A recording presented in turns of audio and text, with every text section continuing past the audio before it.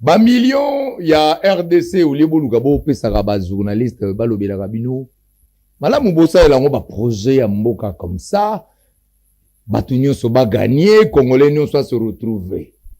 On n'a pas besoin que un petit groupe seulement va se retrouver et la majorité batikala na kala ingangu kala technique kolia délestage ko vivre na kala ingangu misala ya malonge zalité. Je crois que je suis optimiste lelo na ali ya ko sepela po na monaki volonté au mwana mboka Adolphe Muzito azanango. Le budget à Touro ils a quand même kilo, ils a quand même conséquent, il faut le dire. On espère que cette fois-ci, avec un budget à kilo boye, que peuple a ko sentir yango na basani na ye, na ba pri ya biloko a ko sentir yango. J'espère que avec ce nouveau budget, vous allez sous ma soloté que ba salaire paie, pouvoir d'achat congolais ko mata pour quitter ils en assez que pouvoir d'achat ko mata et que misala les entrepreneurs les investisseurs bagoya parce que ba jeunes congolais ba na problème ya misala ya bien ou ezala ba salaire ya bien. Voilà. Boganze itoye poto kote la bino toto kote la mutoa. La République passe avant tout, le Congo d'abord. Nous sommes pendant le mois de janvier, Païwa puis Lumumba tout célébré. Lumumba, un jeune de 36 ans, une trentaine d'années. À 36 ans, tant que tu musuba au Kansaba, Banawa. Lumumba déjà baba héros national.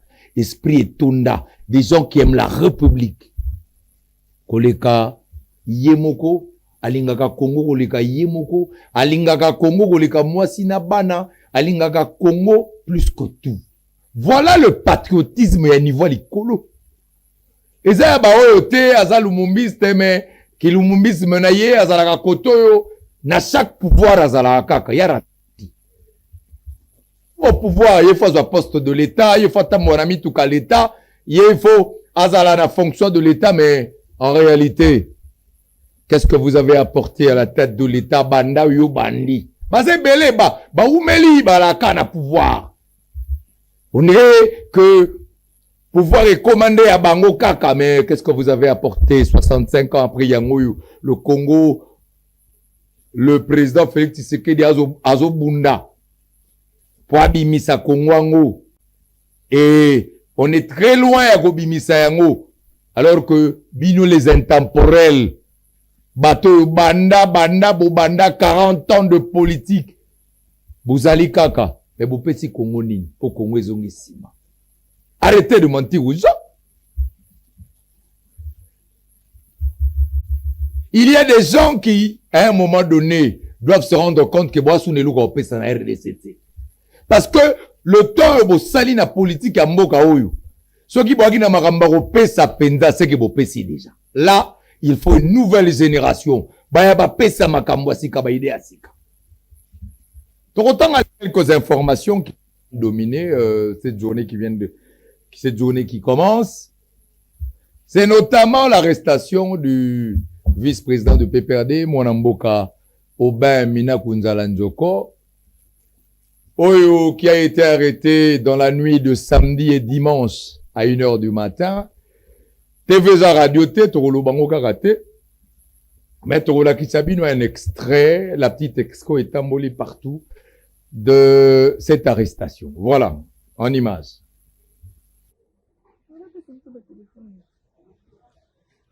À 1h du matin, on vient d'enlever le noir de Aubin maintenant.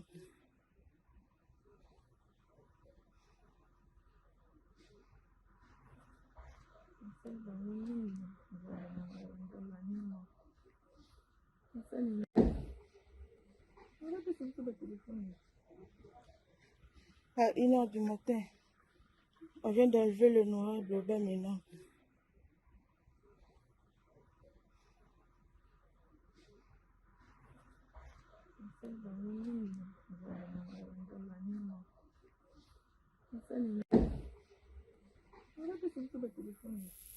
Voilà.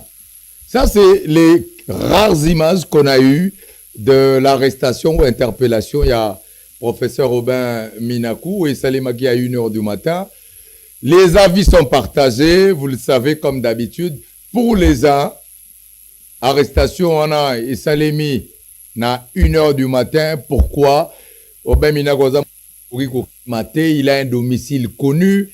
Azalarananda Kounae, c'est quelqu'un qui est connu de républicain, c'est pas un problématique. Ponani ni baye ko kangena modèle wana na heure wana. Ça c'est du camp de l'opposition, plus précisément na bandeko ya FCC. Oyo bazali cette arrestation le FCC, le PPRD bazo de cette arrestation na heure wana de cette manière-là. Pour eux, on pouvait comme un citoyen lambda, Bamina ce n'est pas quelqu'un de conflictuel, c'est quelqu'un qui respecte la loi. Ngaki ayanae pe bazali ko réclamer était ba libéré to ba sambisaye na juge naturel naye en étant chez lui à la maison à kokima na été pour banda mois de mars abimaka na mboka te ba pekisaye atikala pe ko bima te. Voilà. Mais de l'autre côté, nous avons une opinion qui estime que en temps de guerre, par exemple, ba service basara Moussa na bango na nyonso etali sûreté de l'État, nyonso etali sûreté de l'État, to etali intégrité mboka, to etali marambuya ya guerre, to ya bobate limboka, ba service ba ko opérer na air nyonso yo, ba ko coopérer. Et que c'est dans ce cadre-là que ma service va opérer qui n'a heure wana. Et nous avons l'aimabilité de vous donner quand même l'information que jusque-là, motif au bakangeli le professeur Obamina Kouye Banité, nanou instance habilité, nanou Union Sezaro Lubama, c'est du tralala, et aller lobby, babiloba loba yakisasa. Pour le moment, il n'y a aucune information qui a été donnée. Nao Etali, Tina Bakangeli, le professeur Robin Minakou. Alors, famille politique ne bazoko exiger libération naie. Pour la famille politique ne le FCC a goki mate, on a besoin pas goki mate, azape mutagoki mate pour akima pété. Akoki ko continue ko sambame azala libéré azananda kunaï. Alors, de l'autre côté, tozali goze la lobby, parce qu'aujourd'hui c'est férié, samedi pesagi férié, lobby nde misale kubanda, alors service habilité ça la bonne information, roebi sabatu, pourquoi il a été arrêté. Mais entre-temps, bandeko ba congolais, bolanda bilobela te, ya ba journaliste yo, balokotaka makambo oyo bakokanisa na mitu na bango pe lubango bayebaka te ke bakoki kokanga bango mpona diffamation baoyo bakoloba na internet makambo oyo ezangi mutu na makolo, ça c'est des inventions. Lokola biso na bino to bato mayele toyebi ke lobby okuna les services compétents bakopesa biso information nyonso na oyo etali tina bakangeli professeur Robin Minakou. Mais na minutes oyo il n'y a aucune information mutakoye ko vanda sali apesa na etali arrestation wana, parce que même la famille bazoye bate pourquoi bakangi le professeur Baminakou bazo zela bango pe que ba service compétent ba pesa bango la bonne information. Nyonso boneza ba tralala ba bilobela mwanza batu ba obeta masolo na bango ya ba rolota na mutu na bango après ba yo kabula. Alors, il y a un mamba solo, tu sais. Mambalou, on a mbouka. Faites attention. Ne soyez pas n'importe quel type d'émission où Batouba Roya, Barolo Babilobela, Baobenga analyse. C'est pas des analyses, ça. Analyse, on a fait Oyo. Et si quand information est ali, besoin d'analyser l'information. Mais information, on a besoin d'analyser.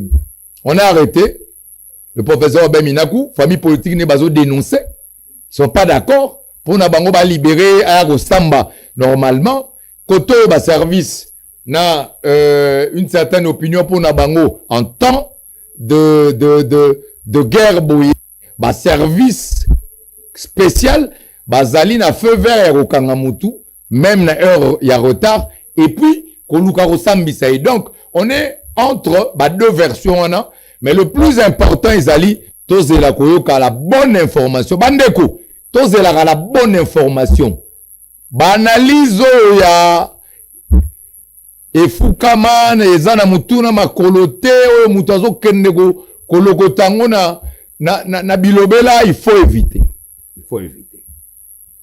voilà ya malonga ezali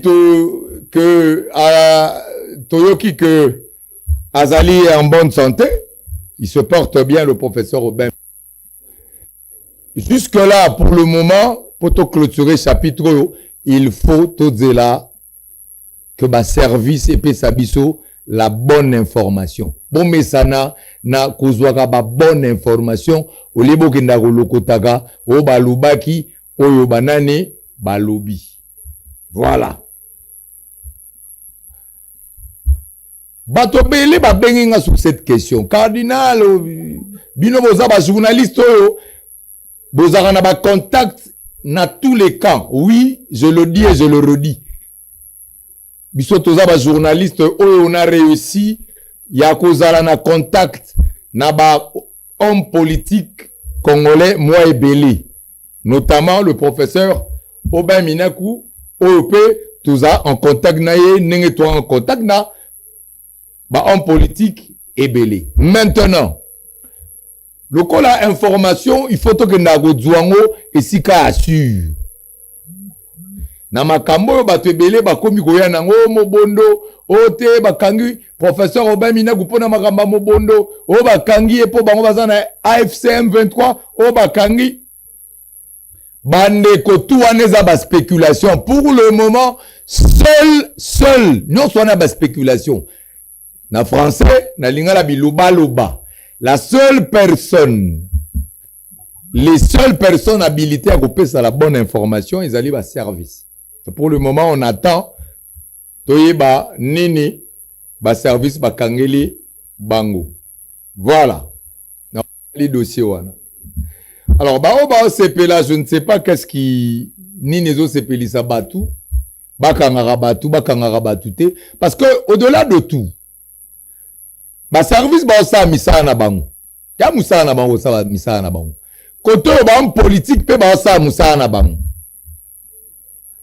Kopona camp politique oyo ezali wana nde babenga la démocratie. Chacun est libre de choisir son camp politique. Donc na nyonso wana le plus important ali l'intérêt de la République est à la protéger. Mutuna mutasa la makambo mais dans le respect à mibeko ya l'état.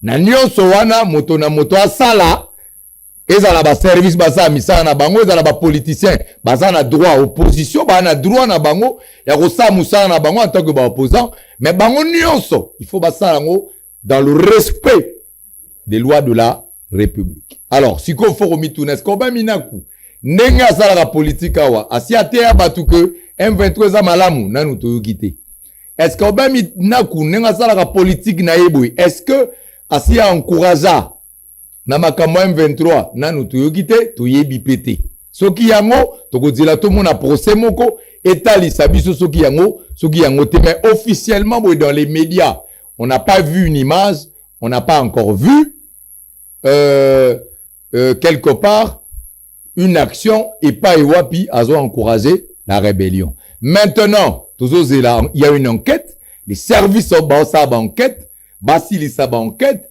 bongo bango pe en tant que ba service spécialisé ba pe sabiso éclairage. Voilà ce qu'on peut dire à ce sujet-là. La deuxième partie, il y a émission à Bissou. Nous voulons ici la corruption, mais entre-temps, nous allons aussi parler, revenir sur ce mois qui est un mois dédié na ba héros national. Viva. IDPS viva. Place o na ebisa kabino makambo ba kare minyes. Na ebisa kabino place o. Naebisaka bino makambo akeno nanga azosala makambo ya soni ake pona makambo ne privé oyo eza na lien moko na République démocratique du Congo. Naebisaka bino makambo anao. Est-ce que lelo bomoni te ke batu nyonso bakomi koleka na ba plateau ya ba télévision ye moko alobaki makambo wana devant un journaliste na alobi botala moto oyo akoti na politique. Il n'a pas l'attitude d'un homme d'État. Ngai baibinga ata mutuka. Baibi mutuka na ngai. Nako kendo boma batu po mutuka na ngai bungaki no. Nako luka alibi mususu pona kokouvrir ekoma teki. Oh, yazo boma batu nyoso ka pona mutuka komi nini? IDPS viva. IDPS viva. Na poko alelo na reservaki moi conseil ya kopesa ye. IDPS viva. IDPS viva. Eza biloko ya soni. Alanda na ebi bakolanda po balanda kangai. Balanda kangai. Boebi oui na minito bavandi bao bazofinga bao bavandi bazolanda balobi oh, mais ye makamonga ke koyebela ngo wapi. Non. Moi je prends mon temps avant de réagir. Bozolanda. Oye. Na boy kozobino temps na ba détail mususu. Puisque makambo eleki oezo leka na est eza makambo moko te oeza na lien na makambo oyo Kagame auti kolobao eza bitumba na eza démarche na bandakala technique IDPS viva IDPS viva place oyo na ebisaka bino makambo ba carré minies na ebisaka bino place oyo na ebisaka bino makambo akeno nanga azosala makambo ya soni ake pona makambo ne privé oyo eza na lien moko na République démocratique du Congo. Nebisaka bino makambo anao. Est-ce que lelo bomoni te ke batu nyonso bakomi koleka na ba plateau ya ba télévision ye moko alobaki makambo wana devant un journaliste na alobi botala moto oyo akoti na politique. Il n'a pas l'attitude d'un homme d'État. Ngai baibinga ata mutuka. Baibi mutuka na ngai. Nako kendo boma batu po mutuka na ngai bungaki no.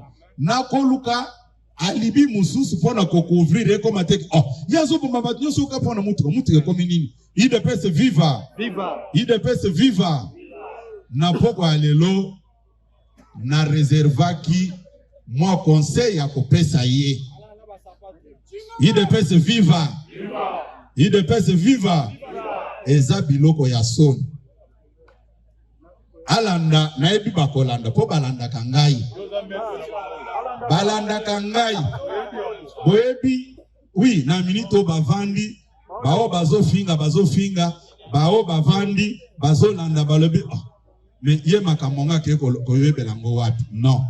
Moi je prends mon temps avant de réagir. Oye. Na boy kozobino temps na ba détail mususu. Puisque makambo eleki oezo leka na est eza makambo moko te oeza na lien na makambo oyo Kagame auti kolobao eza bitumba na eza démarche na bandakala technique IDPS vive Mboga ekofi pona moyibi.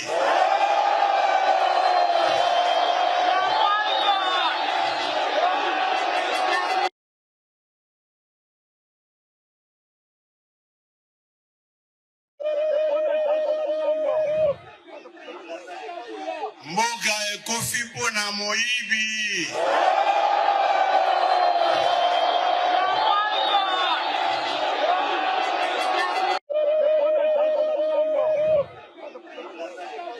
Mboga ekofi pona moyibi.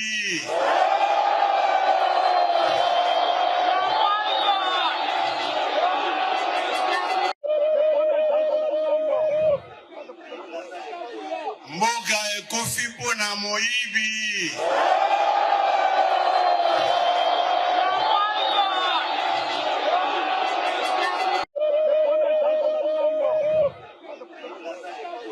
Mboka ekofi mpo na moyibi.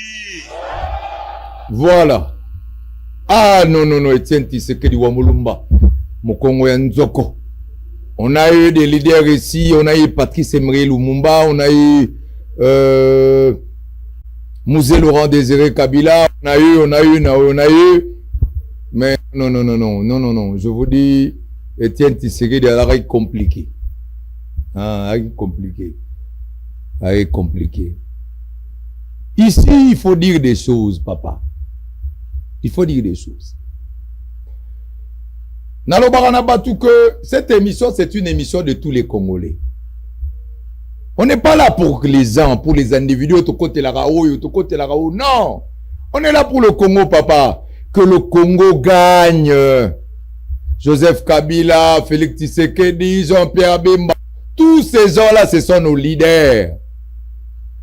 La loi est là. La politique est là. Ils ont chacun leurs actions. Ba peuple ne va juger bam. Yango to fungulara émission otolobi na batu dossier amina ku batu pe ba robenga ba pesa pe point de vue na bango.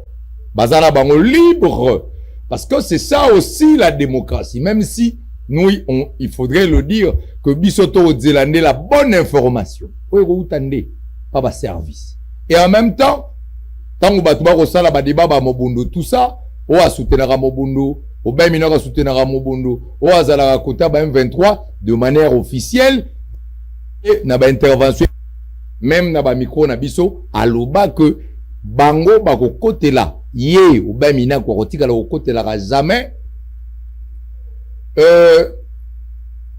ba rebelle to kotika jamais ko somba ko simba minduki. Maintenant yaloba jamais ko simba minduki jamais au côté là pe ba rébellion. Maintenant, si que banquette est allée, c'est à la justice de nous comprendre ce qu'il y a, ce qui se passe. Nana lobby à so, nana lobby, il y a très bien.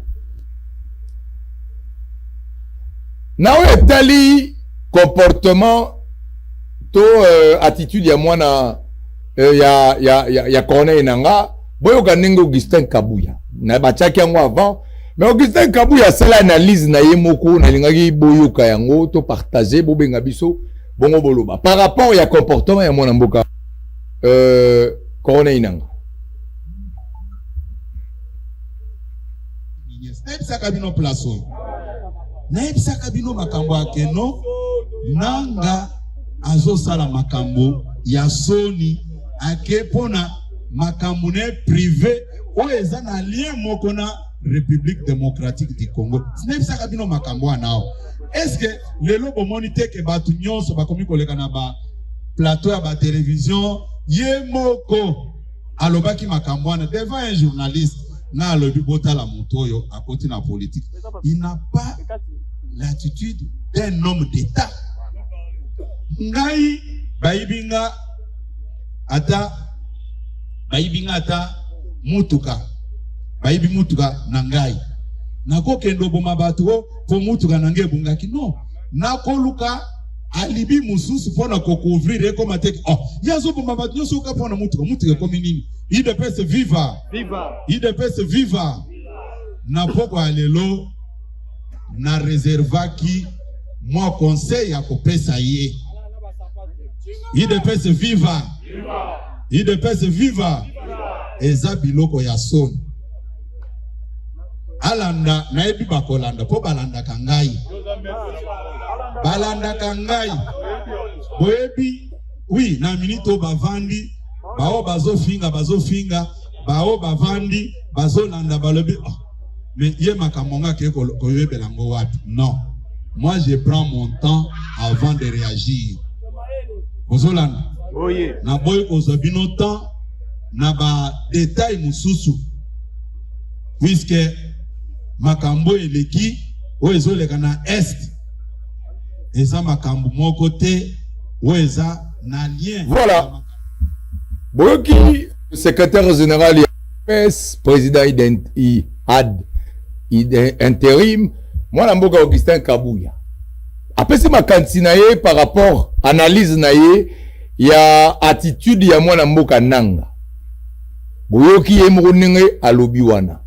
Mais je vous dis au-delà de tout ça, tant on attend la rapé secrétaire général Augustin Kabuya, je me dis il a une lourde charge, ce n'est pas facile au gérer parti le rôle à UDPS avec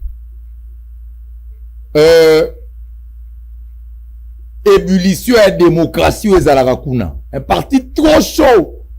Donc, faut dire que les amassés. Non, gérer en haut, ce n'est pas.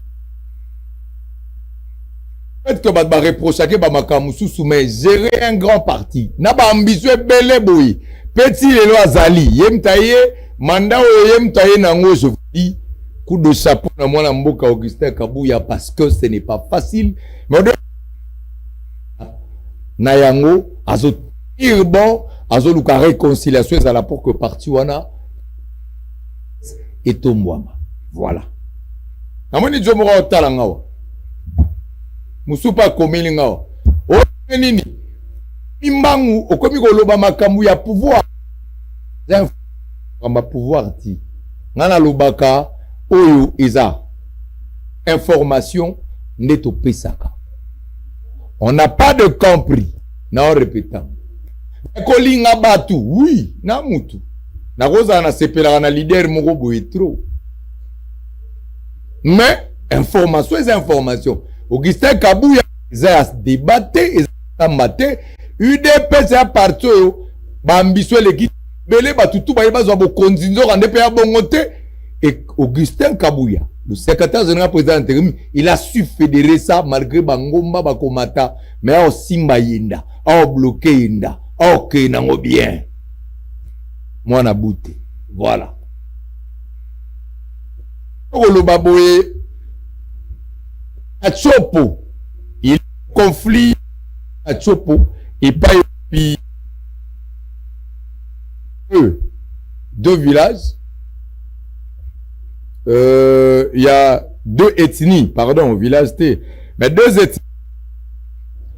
Mais na ba ethnie wana mi balé et bandika nenge ba mobonde bandaka. Biloko ngwe bandaka boy. Biloko ngwe bandaka boy omona ono. Ethnie tel les a contre ethnie tel. Bozo qui après comme le quoi ba mobondo boy. Ah on a retanga un communiqué qui a été qui nous a été donné une information par moi Namboka Jean-Paul Sivula Elunga. Allo biboy. Na Isangi dans la province de Chopo. Conflit moko ezali entre Bambole na Balengola. Oyo conflit wane salaki ke ba deux parties Bambole na Balengola na Isangi et salaki ke tous les deux parties le quoi ba naiko bundana ba oyo ba koti ba kisi ba oyo ba koti ba kisi. Siko tamu conflit wane dosé et kiti mwa mukie bandeko ya ngambo le quoi va bundalisu na conflit ba roboto la bilo et créer insécurité na Isangi. Yango wana mwana mboka Jean-Paul Sivula azali ko na l'état pour na koloba que ba conflit ya mike boy oyo to tikaka to banalizaka. Yango nde e yaka kokoma ba conflit ya minene. Il faut l'état ministère intérieur et landela yango na lombangu. Conflit neti oya bambole na ya Balengola na Isangi. Merci na mwana mboka Jean-Paul Sivula Ilunga pona information oyo. De la même façon, bilogo conflit oyo ya bamobondo to doit kengwa la légère tala lelo ba komina na porta Kisasa. Ba eniele awezalaki conflit batobele ba kufa alors qu'on pouvait gérer ce conflit. Ba kamona sa poe bandaka kaboe likolo ya légèreté ya kotika makambu ya kobeta makambu kara. Ba conflit wana qu'on pouvait gérer, maîtriser et ya raminene yango wana. Nous sommes en train d'attirer l'attention du gouvernement sur le conflit au ezali na territoire ya Isangi na province ya Chopo entre Bambole na Balengola. Très bien. eloko mususu ezali wa photo belela la bandeko. Le président de la République azali nakati ya mandat na ye, azali kosala ba effort pour que la guerre ici là, azali kosala ba effort na gouvernement na ye, mais est-ce que ba effort wana ezali ko convaincre bino en tant que peuple? To ezali oyo bino bozali kozela to te. Yango to funguli téléphone na biso po te to solola bobenga biso bopesa makanisi oyo tokoki pe ko bakisela mokonzi ya mboka to ba reproche to ko sala epo abongisa. C'est ça la participation citoyenne. Voilà. Awa Martin Fayulu Madidi, le soldat du peuple, yé pas ali ko senga était ba arrestation et l'équipe mingi ezali ko pesa une image négative. Il y a République démocratique du Congo, il faudrait que Batouba Kangamali soute pour na ba déclaration na bango pour na expression na bango. Voilà, on va passer et entre-temps dans la même lancée pour na rolobate Mbula yango e bandi. Quelles sont les dispositions au gouvernement provincial Boudjouaki na elanga pour que to dinda boete, parce qu'on a remarqué que to dinde belé. Quelles sont les dispositions au Bouzouaki?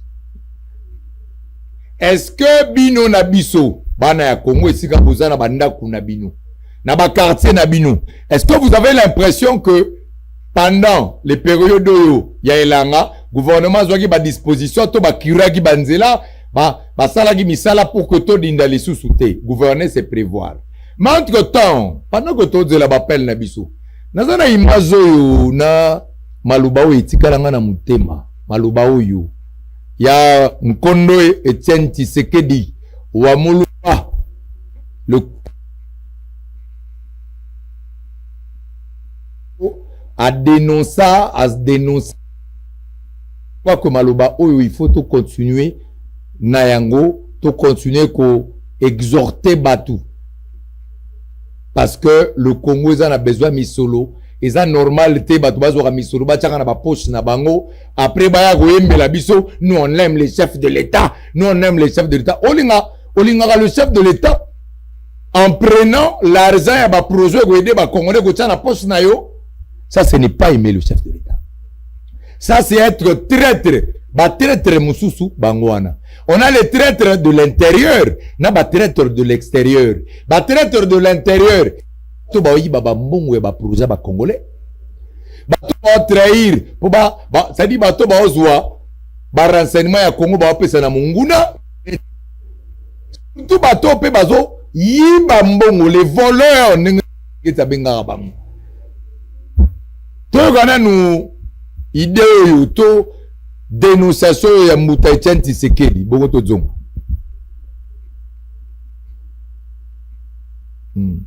La régie ici vous êtes prêts? Toyoka nanu toyoka lisusu po na bike boyoka gangu. Mais boyoka ba anti valeur même Mbuta Tshisekedi agi nangu d'accord te. Mukolo IDPS yemu. Le leader boyoka bloka ndo boya déjà.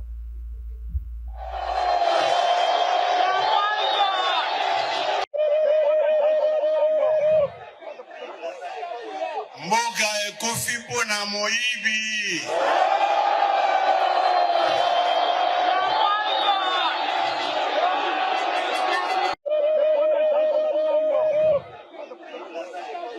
Mboka ekofi mpona moyibi.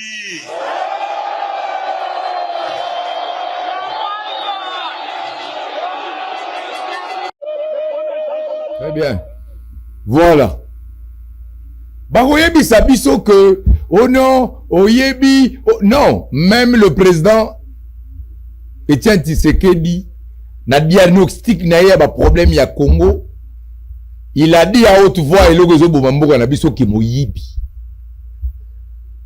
Na kati bato bazoyiba mabe, bazoyiba bayoka mawate, na kati bato bazoyiba mabe. Na liba ba envahisseur na ba bazoya po baboto la biso mabele na biso bazoyo ite asute haute voix, le Rwanda, le président rwandais l'a dit, problème, naïe ezali abotola mabele ba Congolais. Mabele ba Congolais, abotola yango.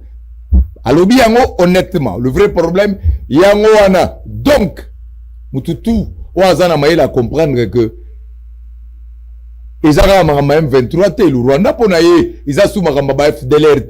Et comme ya botola biso mabele.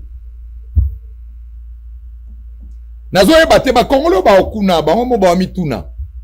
Te ndenge nini tokoki ko accompagner muto oyo azoya botola ba Congolais mabele. Est-ce qu'il est normal? Mutu pena yebisi bino vis-à-vis habité ngai problème nanga gute za ba bino te problème nanga mabele na biso ezaki kuna to récupérer. Yo pe ko olobi bo to accompagner pona na kanda nanga moko boye. Donc batu baza prêt likolo ya ba kanda na bango moko boye. To ya ba intérêt na bango moko boye ya côté kamabele mboka batu bakufa na bango, c'est leur problème. Mais on Kiboni ya modèle nini otokomi nzambe to saini ni pebiso ba Congolais to la boue. Je le disais, vous ne verrez jamais un Américain. Ata Donald Trump azo sala mabe na ya ndenge nini okomona jamais un Américain ayokani na ba français pour ba ya sala coup d'état to ba ya kobebisa États-Unis. Okomona jamais au grand jamais. Un français pour amoni président tel a sala mabe. Au lieu de démocratie, au lieu d'utiliser démocratie, non, akende koyoka na bapaya, o bana besoin babotola mboka na bango ndambu, baya kosala rébellion, baboma, babotola, m'attendez un peu. Il n'y a que nous les Congolais qui pouvons faire des choses comme ça. Et ça là, politiciens à Katia Ino sacré, bango nyonso de bonne qualité,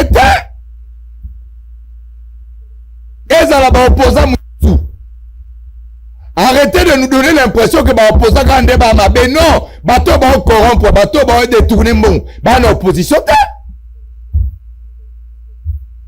bateau va détourner bon les traîtres de l'intérieur. Tout le monde ministre ya justice à Sali Mukanda lobby, procureur landela biso deux conseillers na ministère ya finance. Ba conseiller wana bazo senga bakaniaka bato wana baba rwandais mais makambo ba sala eza pour intérêt république ou bien contre la république. Arrêtons. Nous allons combattre et les ennemis de l'extérieur et les ennemis de l'intérieur. Bato ba gérer lelo na gouvernement ba bato ino sacré. Si il faut parler de détournement, nenge mo konza mo galobela ngo, ça veut dire que azolo bela bato bana pouvoir bazana ba fonction à l'état ba ogande ba ko détourner ba bi okansi nini mama mo ba teka la liberté ko détourner ah to cameraman ou aller à Torres ça ko détourner bi o l'état non. Les responsabilités sont comme on le dirait en français, ma responsabilité zali na ngambu pe na ngambu. Na union sacrée ba santu bazaka kate. Batu bali ba kosa biso soka na union sacrée, alinga lo baga komi musantu, c'est faux. Na union sacrée to na batu mususu pe ba utiliser bango pa ba Uganda po ba boma batu na Congo. Batu basala guerre na financement yo ba Uganda to ape na union sacrée na batu mususu oyo bazala pe ko sala musala pona ba Rwandais bazaka na ba RCD ba travailler pona ba Rwandais ba boma ba Congolais si ba ki ko zo bokonzi na San City. Et ça c'est l'histoire et rechangeté. Ces gens-là ont participé na ba meurtre ba te belé ba kufa na ba mbogo. Mais bagay batamana na sima ya union sacrée et puis banda ko sala neti ba pesa batuba ba moral. On dirait bango moko parcours na bango za moral. Ndorande ce sont des immorales. Bato ebele bagolo bagana ba mboko te, bato ebele bagolo bagate. Qui est innocent, qui est coupable? La grande question est coupable na innocent. Muto azala 11 fois ministre. Mboka yango le président Tshisekedi a lobby à Koutiango na libulu siko yozaka 11 fois ministre au salani. Ça veut dire que ça le logo te binom to bomime on a libulu mais logo ça na ino sacré ko sabatu ke tengai naza congolais de bonne qualité boze la ba journaliste au pesa ba mbongo ba ga okumisa bino n'importe comment. Nous on reste du côté du peuple. Il n'y a pas que le diable de ce côté des anges. Non, c'est une mauvaise analyse. Tout le Martin Fayulu m'a dit Aïba Moutouté. Asimba Pelora Moutouté, détourna pe Moutouté. Oazana Maso, Aya Kobimisa, Yango pa Abuka Mona Bukabu. Kwekila. Voilà.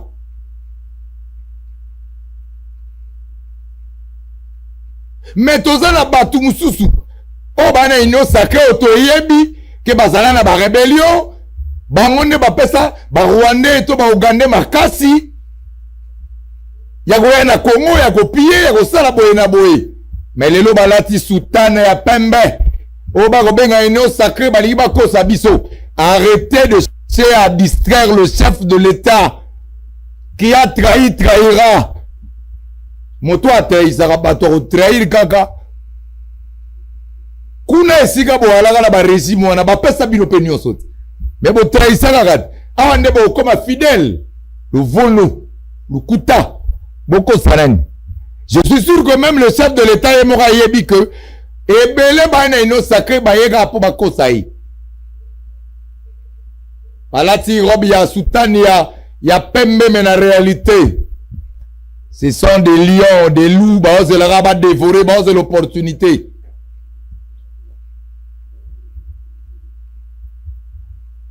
Ce qui est bien, ce que j'aime ce pays, c'est que la politique a beaucoup été engagée. Ils ont compliqué. Très compliqué. Voilà pourquoi ici, je m'en vais saluer, avant d'assister à cette émission, le geste de haute facture, moi, Namboka, Maître Kazi. Le président, il y a parti politique, ça va revenir. Moi, Namboka Kazi, a outil qu'on honorait l'engagement à Zouagina Banamakala, tant qu'on bazaki na campagne, a ebisaki bango karosala tout, à mon abakonzi, batonganzela Makala, c'est ce qui a été fait. Merci, honorable Kazi, parce qu'il est fidèle et loyal na Maloubanae. Et les mains roya Torolaki Sabino Yango pour dire que des Congolais au Bali sala pour un peuple bazali. Et en même temps, dans ce même registre, ce qui n'a pas sacré batu ya lukuta bali mais bata solo ya malunga bazali. Donc voilà l'honorable Marie-Kate Moutsinga Royo a salué, a célébré pena ndenge na ye martyr et indépendance Lumumba. L'honorable Marie-Kate Moutsinga qui salue ce grand homme Père Lobi Azali. Yé ko s'inspirer na Patrice Emery Lumumba bana tsango boza la calme azana bino mayele rotongela bino rosala mambebele na bino po boza batunaye. Cette émission est carrément terminée. Merci na président Olive Moudekereza ya Posem, président national à Posem, honorable ya Sud Kivu azali ko continuer ko plaider ko zela ko soutenir le chef de l'État asili sa guerre po bandeko baza ba réfugiés na Burundi bazonga bandako na bango. Fief na ezonga na kimia nenge po yaza na Kinshasa zali ko continuer ko aider ba Congolais o bazali awa au nom ya Posem parti cher